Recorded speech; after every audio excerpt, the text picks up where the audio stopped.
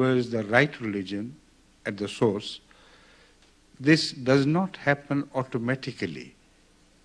It has never happened automatically. If Allah so desires that such things happen, He can send someone or raise the consciousness among a truly God-fearing people that this is what we should do. So the world history of religion supports this. But in case of Muslim fundamentalists, we do not see any evidence of this ever happening in the near future. Maybe in a remote future from now, it's possible, but not now. You see, even Nawaz Sharif is becoming a Taliban leader now. You see? Imagine. It's an easy way to reach dictatorship. And in fact, all people want secure dictatorial powers where they emerge from democratic process or from any other process.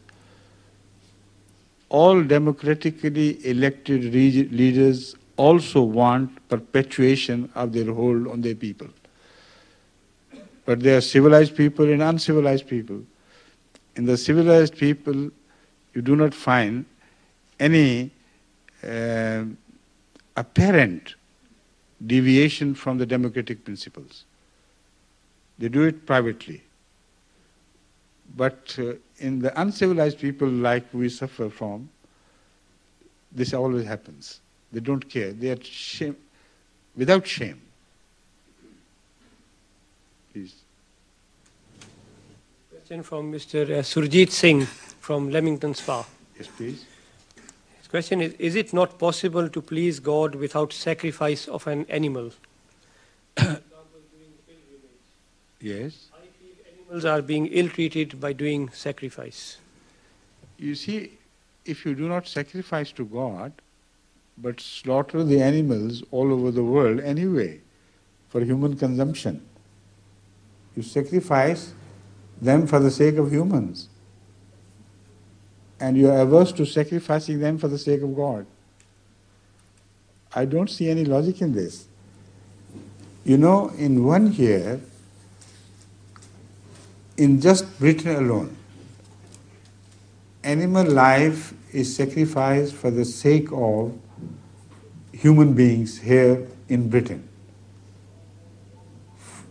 In far greater a number than it happens in the few days of sacrifice during our Hajj ceremony in Mecca. This is true. If you read your facts as presented by the people here, you'll be amazed that this is true.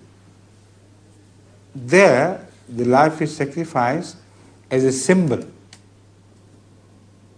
which leads to God. That symbol leads to God, not the sacrificed animal directly. That symbol means that like you are slaughtering this animal, you must slaughter your own inner self. That is the symbol. And you see the pain in the eyes of the animal. You see what is happening to it. It is helpless. But you should do it on your own, to your own self, to achieve the pleasure of Allah. This is the significance of that sacrifice.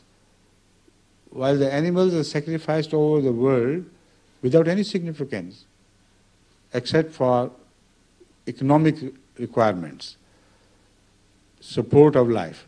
But that support of life can be achieved by turning to non-animal life, that is plants, sea plants, and everywhere in the world. You can get vegetarian form of diet, which is not abundant at present, but it can be made abundant if people turn to the vegetation in the sea, which is plentiful. It is inconceivable that that source will ever be exhausted.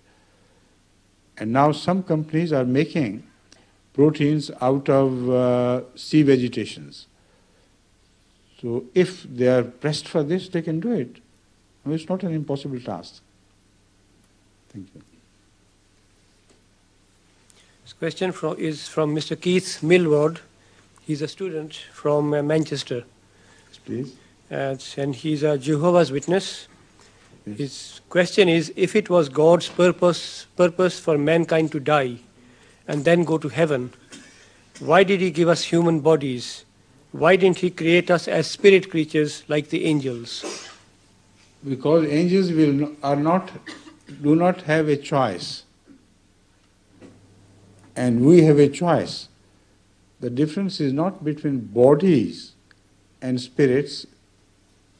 The difference is between a being having a choice or not having a choice.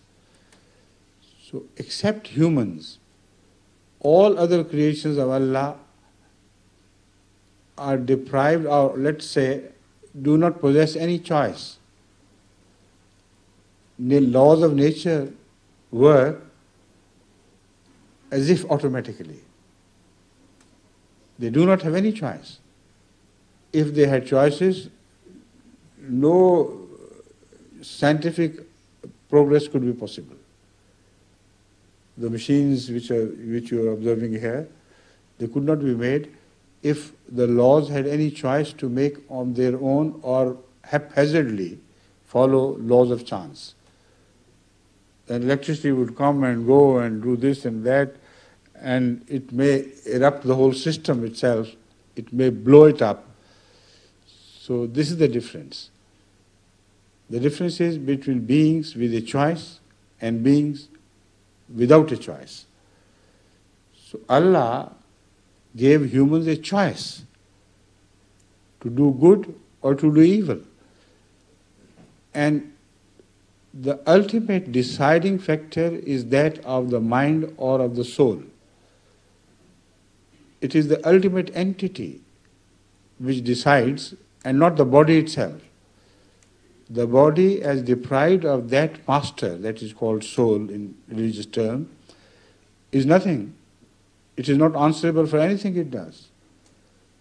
So a madman can strike any person, can kill any man.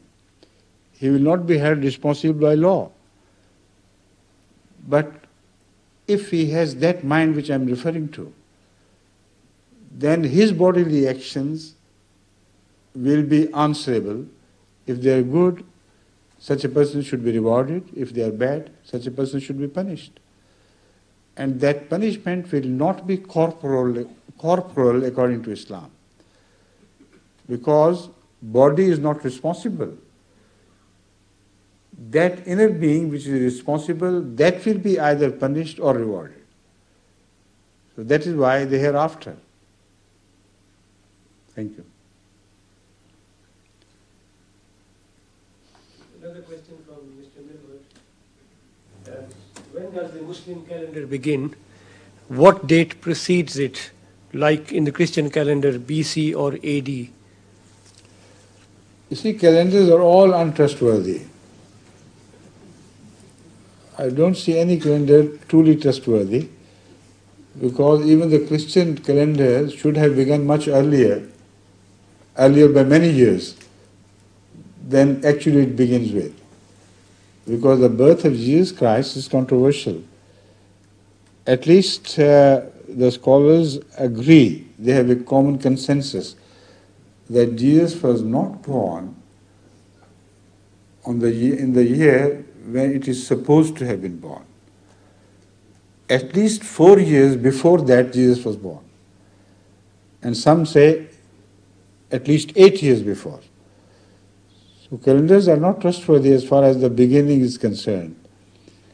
Similarly, Islamic calendar has that problem. Any calendar which may begin with the year of birth of Hadhrat Mirza Tahir Ahmed, the founder of Islam, is not fully trustworthy, because when he was not born as a prophet in the knowledge of people. He was just as an